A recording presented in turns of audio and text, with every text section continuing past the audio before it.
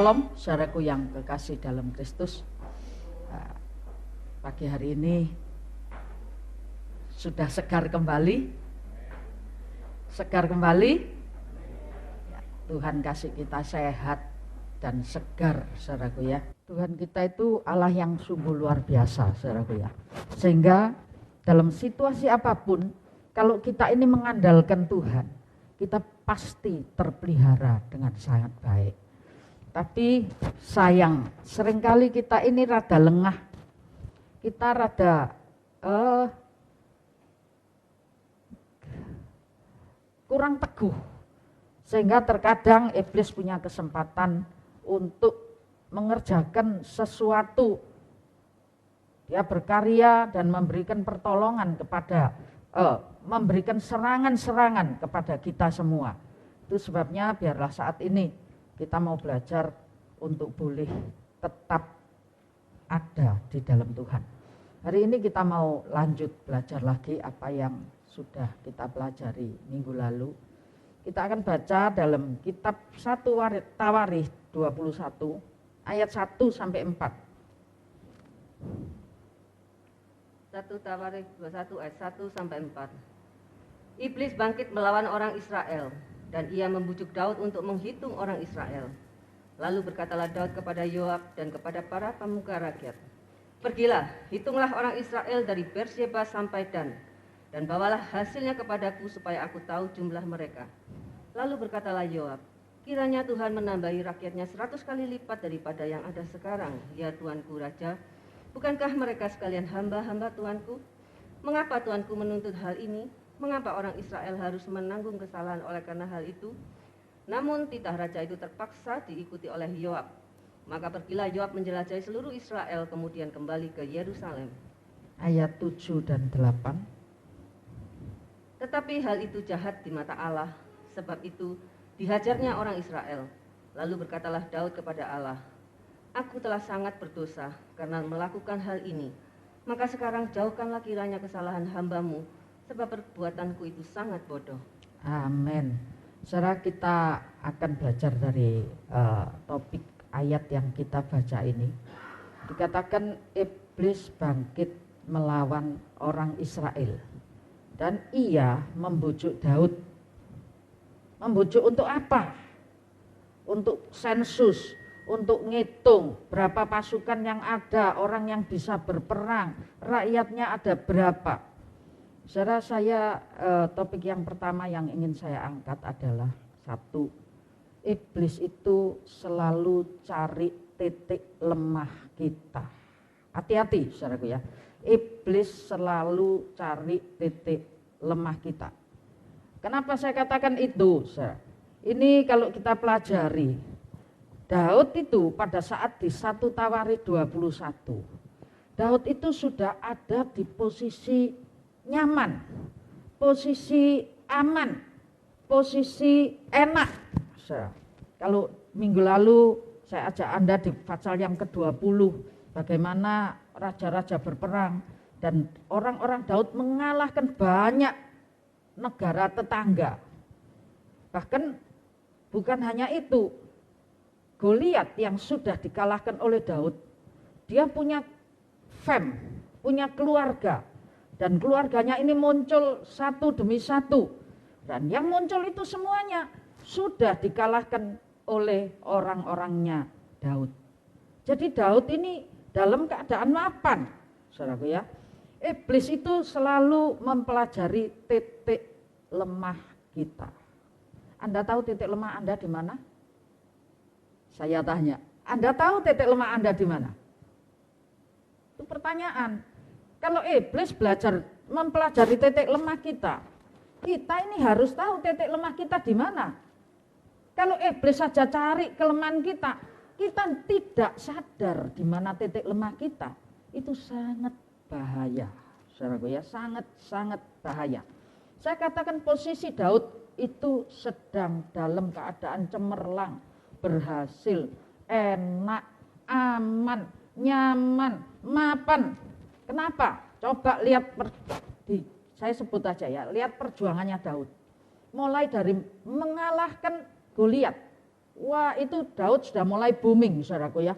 Mengalahkan Goliat. Setelah mengalahkan Goliat, dia jadi raja atas Yehuda. Raja bukan atas seluruh Israel, raja atas Yehuda. Itu di 2 Samuel 2 ya. Anda bisa baca nanti di rumah.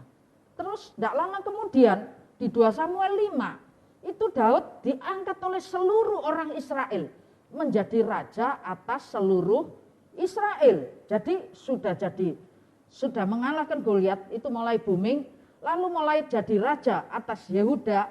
Setelah jadi raja atas Yehuda, Daud jadi raja atas seluruh Israel. Wes, mari wes gitu. Tidak, belum selesai. Karena ketika orang Israel itu masuk di tanah perjanjian, tanah Kanaan, banyak ada beberapa posisi tanah yang tidak dikalahkan oleh pasukan orang Israel. Di antaranya adalah Yerusalem. Yerusalem ini tidak direbut dari orang Yebus oleh orang-orang Israel. Dan pada saat zaman Raja Daud, saudaraku, Daud ini ngomong Yerusalem ini kota raja. Yerusalem ini kota yang sangat bagus. Yerusalem adalah kota yang dialiri oleh 4 sungai. Yerusalem itu kota yang berkubu. Makanya orang Israel tidak bisa ngalahkan. Tapi ketika Daud duduk jadi raja atas Israel, saudara, Yerusalem ini direbut dan dikalahkan. Penduduknya orang Yebus, orang timpang, orang buta. Tapi mereka ada di kota yang berkubu. Itu sebabnya sangat bahaya, ada cara tersendiri. Saya tidak bahas nanti kapan-kapan, kalau perlu kita bahas bagaimana caranya mengalahkan Yerusalem. Itu bukan peperangan biasa, sebuah peperangan dengan trik-trik yang tingkat tinggi. Nah, akhirnya Yerusalem ini direbut oleh Daud. Aman toh? Setelah direbut, dia duduk, Yerusalem jadi kota raja di sana. Setelah itu Daud ingat, oh tabut perjanjian ketinggalan di rumahnya Obed Edom. Diambil tabut perjanjian itu, masuk sudah sampai di Yerusalem. Bahkan di 2 Samuel 8, itu Anda nanti baca di rumah, saudaraku ya. Itu kerajaan Daud itu bukan cuma sampai ke Israel, tapi negara-negara tetangga itu semuanya direbut, dikalahkan dan ditundukkan oleh Daud. Pertama yang dikalahkan Filistin, kemudian Moab, kemudian Hadadezer, Aram, dan banyak yang lain yang ada di sekitar Israel. Itu semua ditundukkan.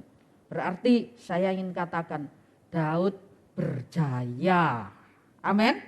Daud berjaya. Lah, saudara, orang yang berjaya itu titik lemahnya di mana? Zona nyaman, merasa mapan. Kalau sudah merasa mapan, nyaman, aman, itu otomatis saudara, kurang berjaga. Enggak jaga-jaga. Oh, enak, mapan, nyaman gitu. Anda kalau di jalanan, Anda mau keluar mobil, masuk mobil, itu Anda mungkin lihat kanan kiri ada orang jahat enggak? Tapi kalau Anda sudah ada di rumah gitu, rumahnya gedong, wah, dipasangi teralis sampai tinggi-tinggi, Anda pasti merasa aman. Ketika Anda merasa aman, Anda tidak berjaga. Ini keadaannya Daud.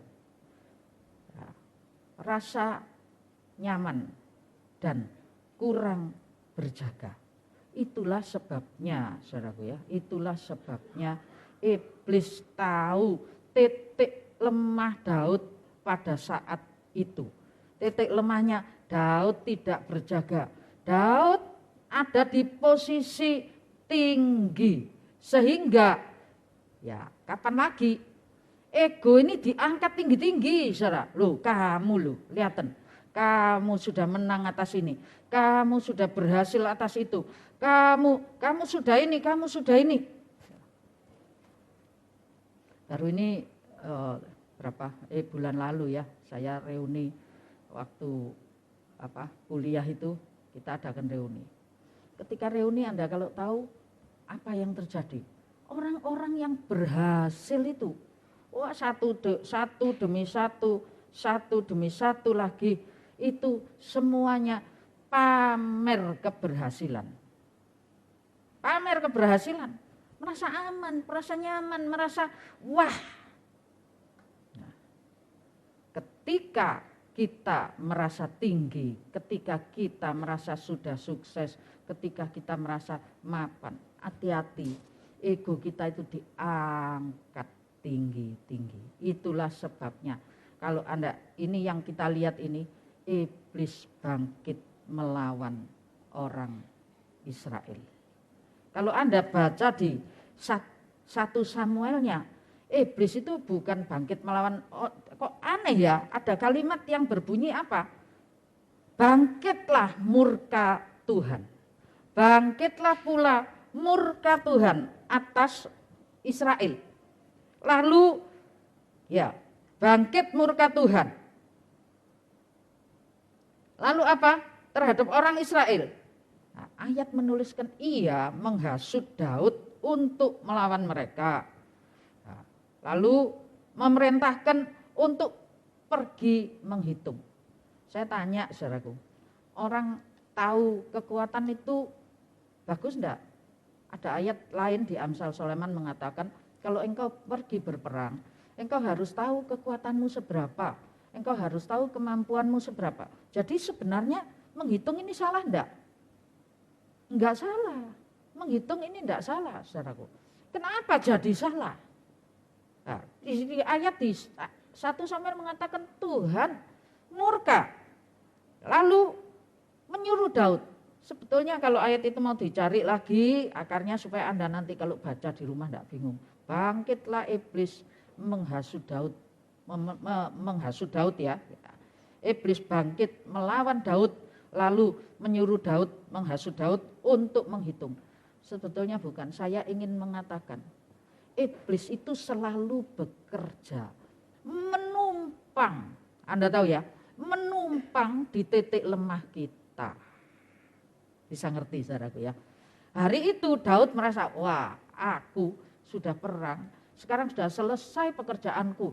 Ini semua sudah Yerusalem dari Raja Yehuda, Raja Israel, Yerusalem sudah tak benakno, setelah tak menangno, setelah Yerusalem sudah ada apa?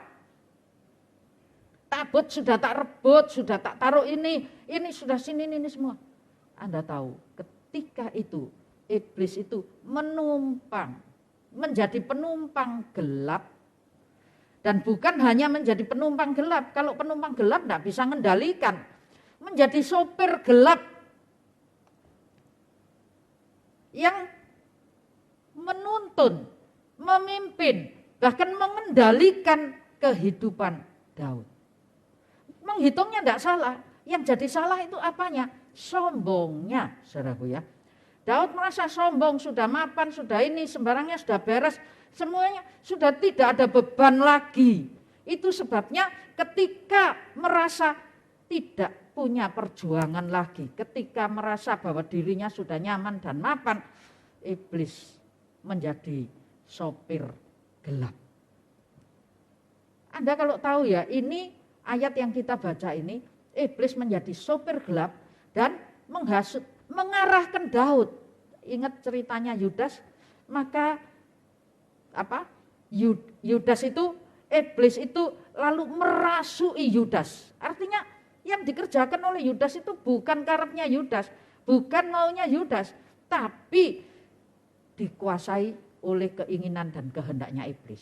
Ini tidak sampai merasui, tapi mengendalikan Daud. Untuk Daud ini mulai melakukan hal-hal yang melawan Tuhan. Dia harus sadar, dia harus tahu. Anda ingat pujiannya Daud? Siapakah aku ini Tuhan? Bisa jadi biji matamu. Daud ini orang yang rendah hati, orang yang baik, orang yang tulus, orang yang takut akan Tuhan. Tapi ketika iblis itu masuk jadi sopir gelap dalam kehidupan Daud, saudaraku, ini bahaya. Daud apa yang terjadi? Daud ngitung pasukan dengan sombongnya. Itu sebabnya Yoab itu kan kroso toh, disuruh ngitung. Ya bilang, aduh raja, kenapa ini dilakukan? Artinya ada sesuatu yang tidak beres. Lalu yang perlu Anda perhatikan, di mana titik lemah Anda?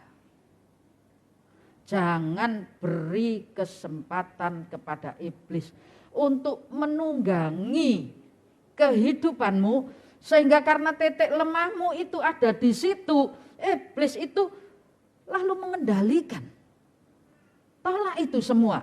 Anda lihat gelagatnya, saudaraku, iblis itu ketika Daud sudah ada di posisi baik, sudah ada di posisi tinggi, serangannya luar biasa. Lewat apa? Lewat apa serangan itu terjadi?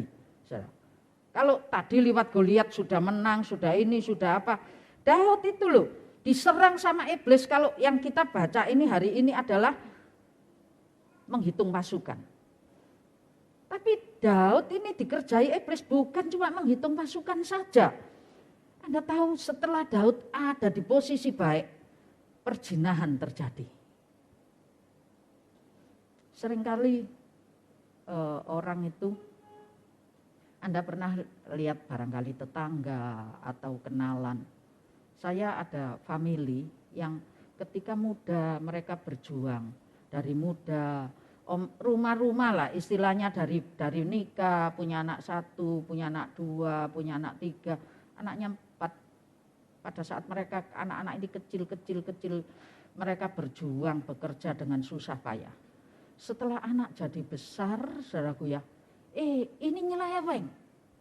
Saya bilang lagi sama susternya, ini kan luar biasa, saudaraku.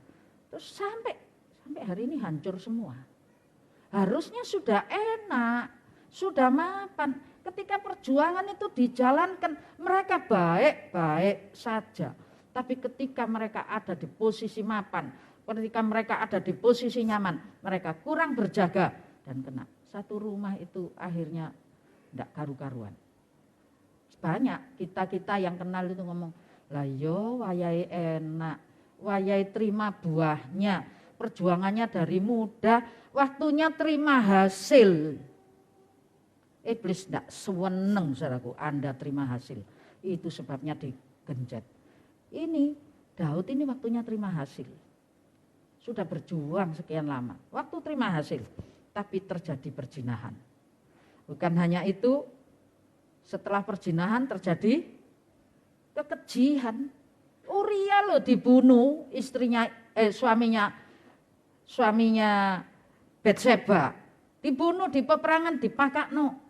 Nah, ini sudah kejatuhan. Lebih daripada kejatuhan, keluarganya Daud itu diacak-acak.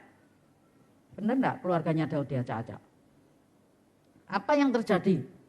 Amnon naksir sama Tamar. Lalu akhirnya sampai terjadi pembunuhan. Pemerkosaan pada saudara tirinya. Lalu terjadi pembunuhan. Amnon ini dibunuh oleh kakaknya Tamar, yaitu Absalom. Bukan hanya itu, Absalom ganti berontak terhadap Daud karena merasa diperlakukan tidak adil. Ini Anda tahu ya, iblis itu kalau nyerang di segala bidang. Itu sebabnya gerbangmu, gerbang lemahmu itu harus dijagai dengan sangat teliti. Jangan izinkan iblis mulai menyusup. Ketika iblis nyusup, iblis jadi penumpang gelap, iblis jadi sopir gelap, bahkan iblis jadi sopir yang sebenarnya, penguasaan sepenuhnya. Daud diserang, yang kita baca lewat penghitungan pasukan. Tapi bukan hanya penghitungan pasukan, Daud ini juga diserang lewat kepribadiannya, kekudusan hidupnya. Ketulusannya. Anda pernah tumon yang namanya Daud ini membunuh dengan keji, enggak kan? Kalau Saul membunuh dengan keji, iya. Tapi kalau Daud ini enggak, saudara, orang yang sangat baik, tapi bisa dengan kejinya membunuh Uria. Bahkan itu secara pribadi diserang. Jadi penyerangan itu bisa terjadi pada kehidupan pribadi. Lalu penyerangan itu bisa terjadi di keluarga. Makanya seringkali kan orang gini, keluarga itu kalau masih berjuang kompak ya. Kompak enggak? Kompak sih berjuang. Tapi kalau sudah podo mapane, sudah enggak, kompaknya mulai hilang.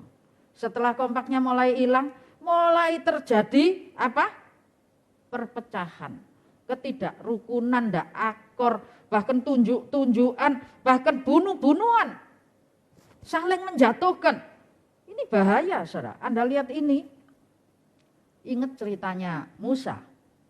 Pada saat Musa bayi, yang nulungi siapa? Yang jagai?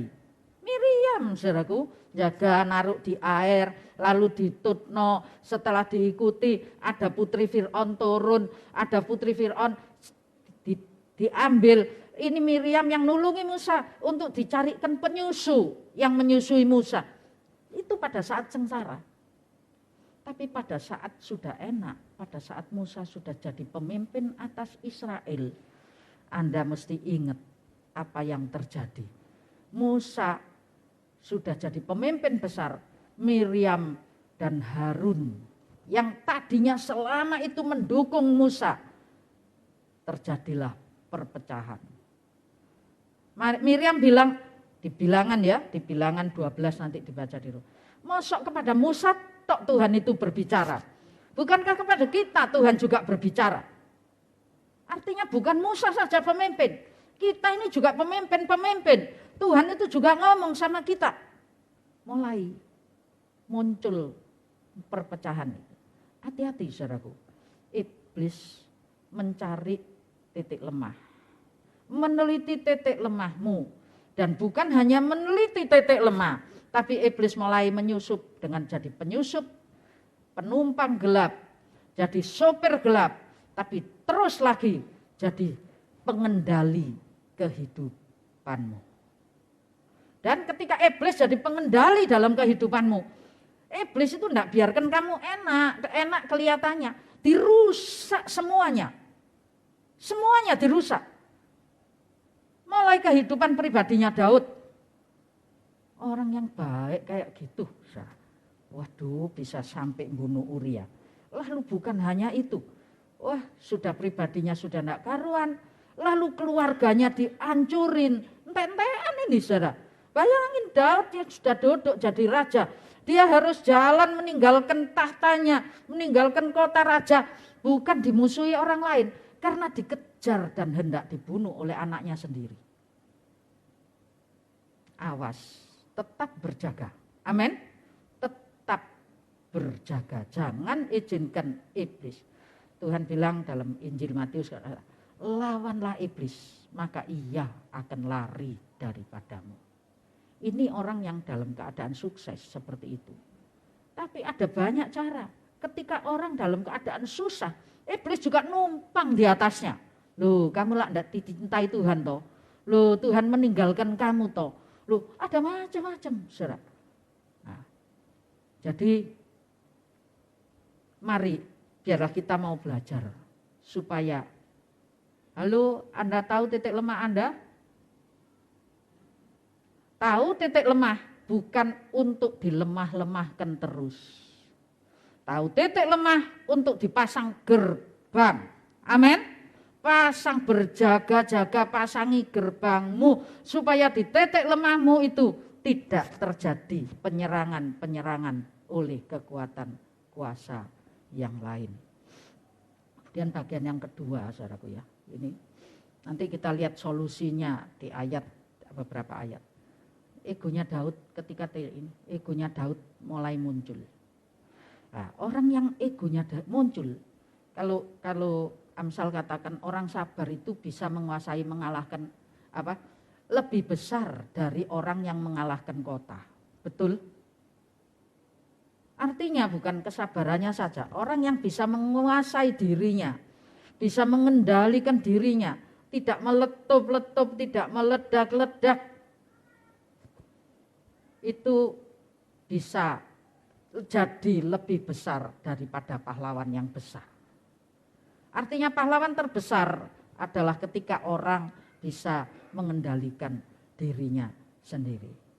Tapi banyak orang tidak berkuasa melawan egonya sendiri. Dan sering terjadi, lah aku ya memangnya gini, mau ya apa lagi? Anda pernah ngomong gitu? Aku ya gini nih. Artinya tidak mau belajar dari kekurangannya, tidak mau belajar dari kekurangannya. Nah, coba ini ayat yang kita baca tadi. Yoab ngomong, aduh raja jangan kerjakan kalau diomong bebas.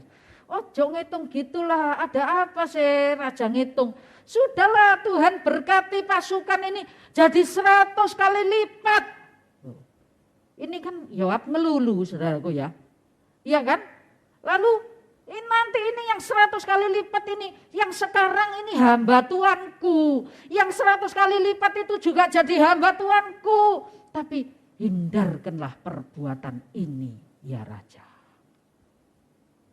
Artinya Yoab ini nangkep something wrong.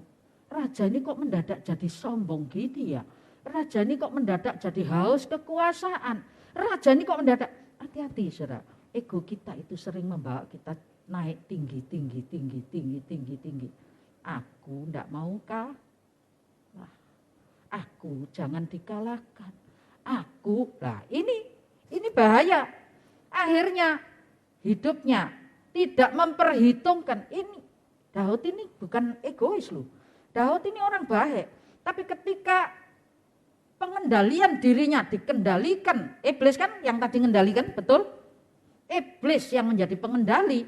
Daud itu, Yoab itu mengingatkan, semua ini anak buahnya raja. Kenapa mesti mereka nanggung? Lah, mengapa mereka harus menanggung kesalahan ini ya raja? Harusnya ketika ada kalimat itu, Daud berhitung-hitung.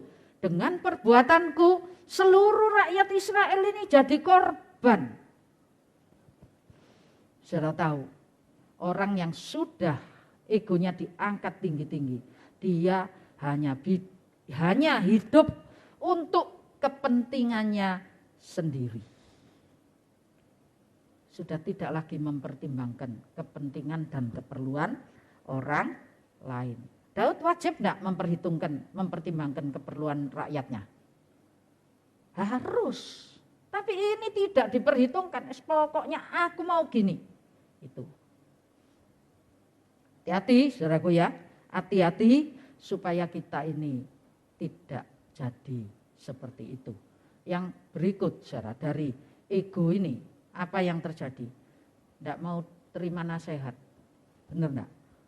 Gak mau terima nasihat. Yoab itu loh wis ngomong, oh raja kok dijalankan, ini gak tepat, nanti mendatangkan hukuman. Itu kalau diterjemahkan luges gitu ya. Kalau raja berbuat ini, satu Israel nanti dihukum. Gak tepat raja, jangan melakukan ini. Tapi ayat menuliskan, tapi perintah Daud itu tetap tidak bisa dibantah dan terus harus dijalankan oleh Yoab. Kalau Anda baca berikutnya, Yoab itu jalankan dengan sebel, saudaraku ya. Orang Lewinya enggak dihitung, orang apanya enggak dihitung, pokoknya banyak yang dilewati. Sebel, sepet, enggak mau, saudaraku ya. Jadi hati-hati orang yang sudah dikuasai oleh iblis, pengendalian dirinya, maka orang ini susah dengar nasihat. Diomongnya orang lu gak dirungokno, diomongi, dielingno, ndak dinggo, ndak dipakai, tidak diperhitungkan sama sekali. Padahal Amsal 15 ya ayat yang ke-6b, hanya orang bodoh saja, ya hanya orang bodoh saja yang menolak nasihat. Tapi siapa yang mengindahkan teguran, dia akan jadi bijak. Anda mau jadi orang bijaksana? Dilingno itu enak enggak ya? Ditegur itu enak enggak ya? Ayo jujur. Waduh, pertama kali ditegur itu muka iso abang hijau ireng biru ungu gitu saudaraku ya. Bukan cuma lampu ini yang abang hijau biru ungu, bukan. Tapi muka kita ini auranya bisa jadi ungu, bisa jadi hijau, bisa jadi merah, marah. Ditegur. Ya itu sebabnya yang negor juga harus memperhitungkan supaya jangan buat jadi ungu gitu saudaraku ya. Ya gimana caranya. Tapi ayat menuliskan siapa yang mengindahkan teguran, dia akan jadi bijaksana. Amin. Dia akan jadi bijaksana. Di ayat 22-nya ya, banyak rancangan yang gagal karena tidak pernah mempertimbangkan nasihat orang. Ya, jangan sembarangan sana sini dietrek-etrek minta nasihat. Aku punya utang segini. Ya apa caranya bajing gitu saudaraku ya. Ya apa caranya ndak bayar. Ya apa. Terus saben ketemu orang ditanya, bukan. Tapi carilah jalan yang tepat. Ada petunjuk. Tuhan pasti ngutus orang kepercayaan Tuhan untuk mengingatkan Anda dalam melakukan sesuatu. Amin. Diilingno, nek diilingno ya ojo ndak ojo ndak ngitung saudaraku. Karena ketika kita tidak memperhitungkan nasihat, maka akan ada kegagalan demi kegagalan. Tapi banyak nasihat yang kita dengar, kita pertimbangkan, itulah yang akan memberikan solusi. Terutama nasihat apa? Firman Tuhan. Nasihat firman Tuhan, itulah yang membuat kita ini. Firman ini firman kebenaran, tidak bakal melenceng kanan kiri. Tapi banyak juga orang yang menggunakan kebenaran firman untuk kepentingan diri sendiri. Misalnya saudara, saya ketemu siapa? Kamu jangan melecehkan hamba Tuhan loh. Besok lagi saya beli barang ke toko, terus kamu harus ngasih diskon khusus loh. Untuk ini kegiatanku pelayanan, kamu ngasih diskon khusus. Besok lagi apa? Ada banyak saudara. Ada banyak cara iblis menyusupi orang-orang tertentu untuk memanfaatkan kebenaran, menyisihkan kita dari jalan kebenaran. Iblis ketika Tuhan Yesus ketika puasa 40 hari, iblis bukan pakai lain. Apa yang dipakai iblis untuk hendak menjatuhkan Tuhan? Ayat. Bukankah ada tertulis? Kamu jatuhkan dirimu, nanti akan ada malaikat menatang. Lah ceblok temen lah podol sikile saudaraku ya. Ayat itu. Hati-hati saudaraku ya. Sekarang ini kalau dikatakan dulu pemilu itu pakai ayat dan mayat gitu saudaraku ya. Ini bukan cuma pemilu ayat mayat, tapi di antara di kalangan anak-anak Tuhan sendiri seringkali ayat-ayat itu dimanfaatkan. Untuk apa? Untuk meraih keuntungan dari dirinya sendiri. Anda harus peka yang itu. Kalau tidak repot saudaraku ya. Terus ego yang diangkat, yang pertama buat jadi egois, tidak memperhitungkan orang.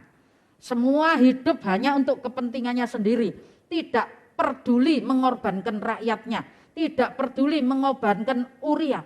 Lu Uria dikorbankan ini lu Betseba iki lak nangis-nangis tenan to ya. Bener ndak? Tujuannya Daud apa?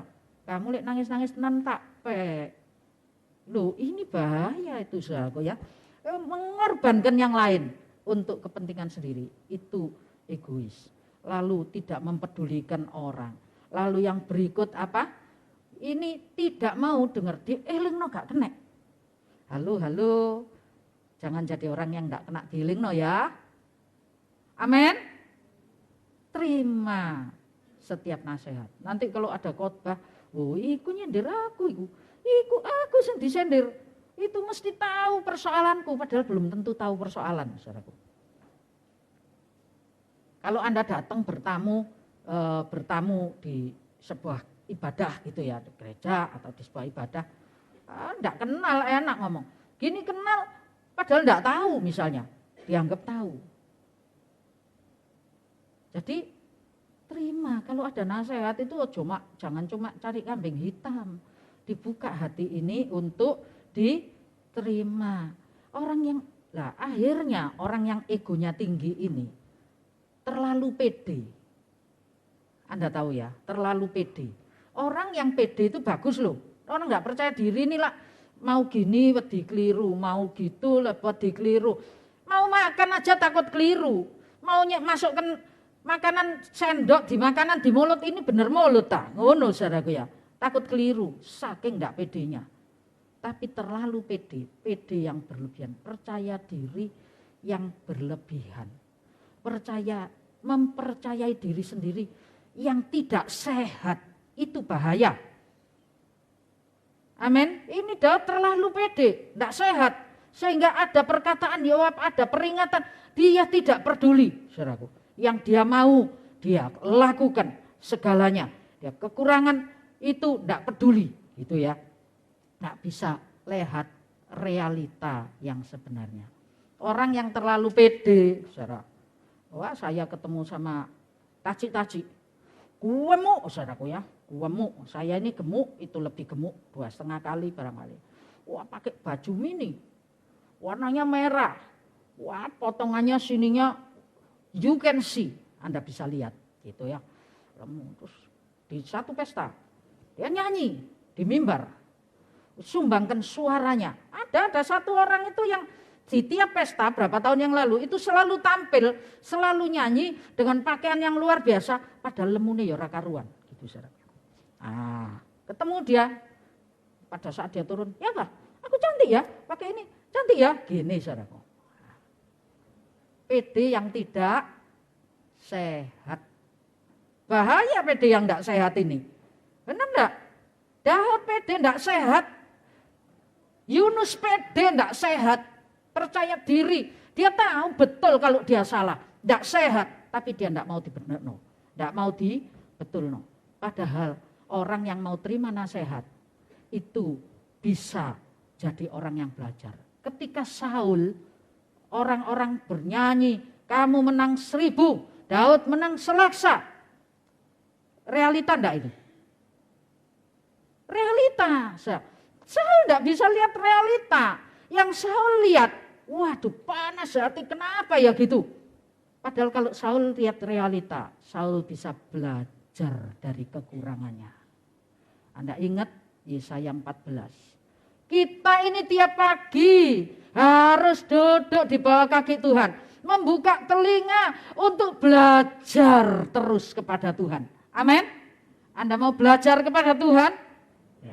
Belajar, terus belajar. Ada yang merasa sudah tidak perlu baca firman. Aku tuh sudah 7 kali dari Kejadian pasal 1 sampai Wahyu pasal 25. Oh no, enggak? Halo, ada Wahyu pasal 25 enggak? Bingung Anda karena enggak bocor. Kalau bocor Anda tahu. Mazmur 163, ayo cari ono. Raru, itu aja sudah enggak tahu gitu. Itu aja merasa seluruh Alkitab aku sudah tahu. Aku sudah ngerti dari depan sampai belakang. Terus gitu. Kapan jadi baik? Firman ini pelita bagi jalanku dan terang bagi kakiku. Terus baca, tiap hari ada yang baru. Kasih setia Tuhan setiap hari ada yang baru. Amin. Anda setiap baca firman, itu selalu ada saja yang dibukakan untuk Anda. Berapa tahun yang lalu, saya ini kalau baca Alkitab, Hakim-Hakim, setelah Hakim-Hakim, 1 Samuel, 2 Samuel, 1 Raja-Raja, 2 Raja-Raja, 1 Tawari, 2 Tawari. Mau lanjutnya, Nabi-Nabi, Tuhan bilang, balik 1 Samuel, baliklah saya. 1 Samuel, 2 Samuel, 1 Raja-Raja, 2 Raja-Raja, 1 Tawari, 2 Tawari. Mau lanjut? Tuhan balik 1 Samuel. Suwe-suwe gini aku ini wis bolak-balik loh Tuhan. Ini kita raja-raja, ini urusannya perang-perangan. Aku sudah ngerti, silsilahnya ya sudah ngerti ini yang ngerti.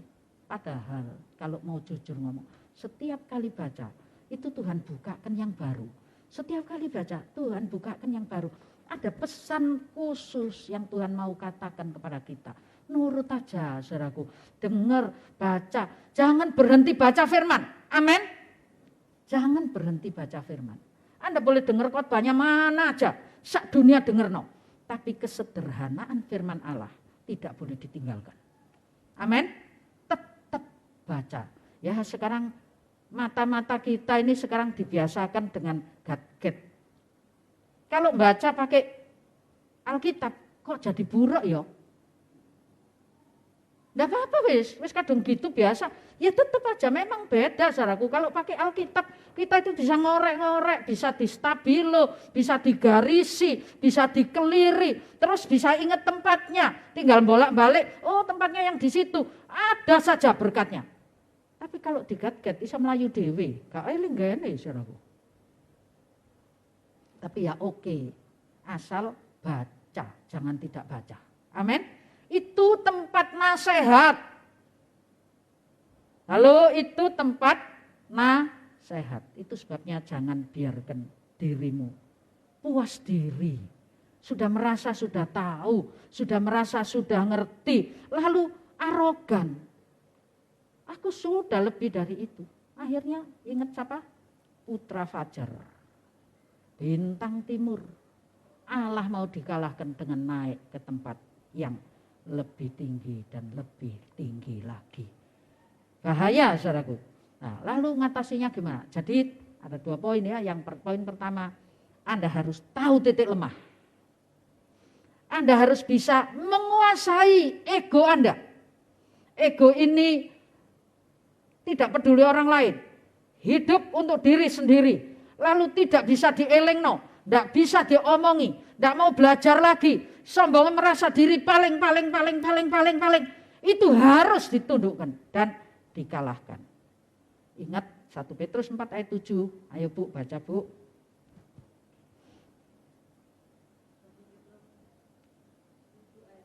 4 ayat 7.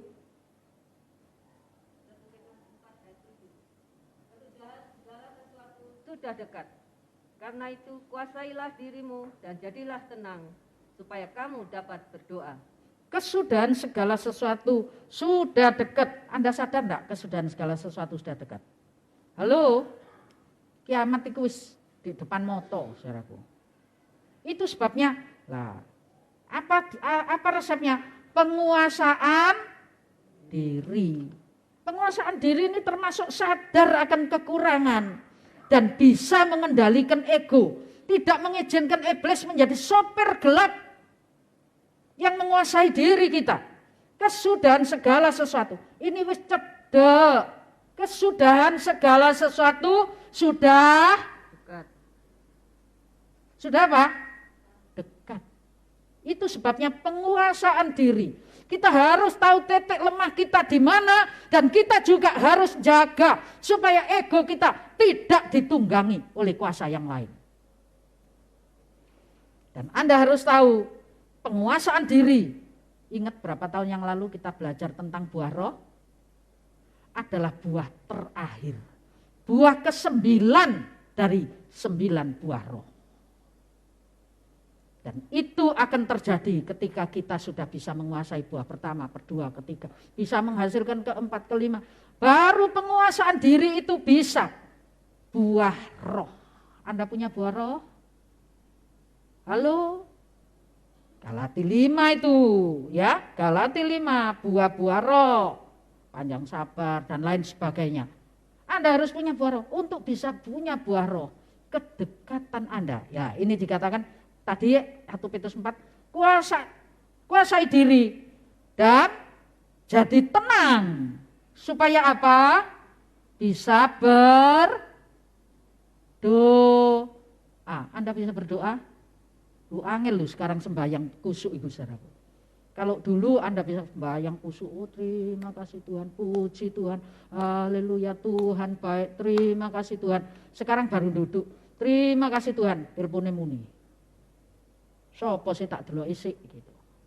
Baru lagi duduk, enggak punya waktu, tidak ada penguasaan, susah untuk penguasaan diri. Sehingga mau berdoa, doa yang beneran loh. Bukan Tuhan aku mau makan, terima kasih berkatmu, permisi aku makan dulu. Bukan, tapi berdoa yang sesungguhnya. Ayo bangkitkan hidup doamu. Amin. Kesudahan segala sesuatu sudah dekat. Bangkitkan hidup doamu. Ayo api doa itu harus dinyalakan kembali. Ketika api doa kita menyala-nyala, kita dekat dengan Tuhan.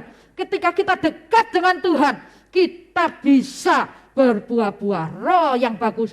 Dan buah roh yang terakhir adalah buah penguasaan diri. Amin. Dan penguasaan diri bukan teori, tapi penguasaan diri itu adalah wujud yang harus dikerjakan.